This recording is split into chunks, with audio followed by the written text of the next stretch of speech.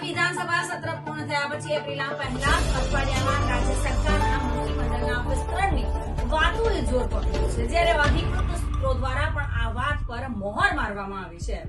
ગુજરાત સરકારમાં હાલ મુખ્યમંત્રી સિવાય 8 કેબિનેટ મંત્રીઓ છે અને 8 રાજ્ય કક્ષાના મંત્રીઓ છે, જેમાં હવે વધારો થવાની પૂર્ણ શક્યતાઓ સૂત્રો દ્વારા જણાવવામાં આવી રહી છે. કેબિનેટ વિસ્તરણમાં જૂના ભાજપના નેતાઓ કોંગ્રેસીઓને આપવામાં આવતા સ્થાનથી નારાજ છે.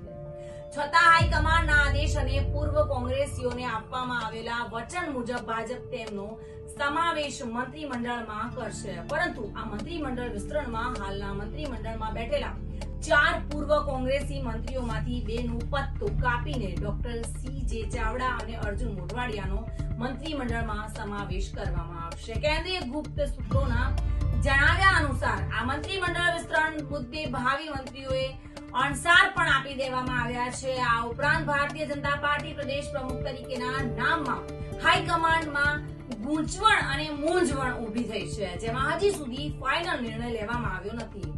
આ ઉપરાંત મંત્રીમંડળ વિસ્તરણ સામે રાજ્ય સરકારના અગત્યના ખાતાઓની પણ ફેર વહેંચણી કરવામાં આવશે, જેમાં ભારણ અને વધુ પડતી જવાબદારી ચલાવી રહ્યા મંત્રીઓને ભાર ઓછો કરી અન્ય મંત્રીઓને કાર્યભાર સોંપવામાં આવશે. એટલે કે નવીન વરણીઓની તૈયારીઓ શરૂ થઈ ગઈ છે.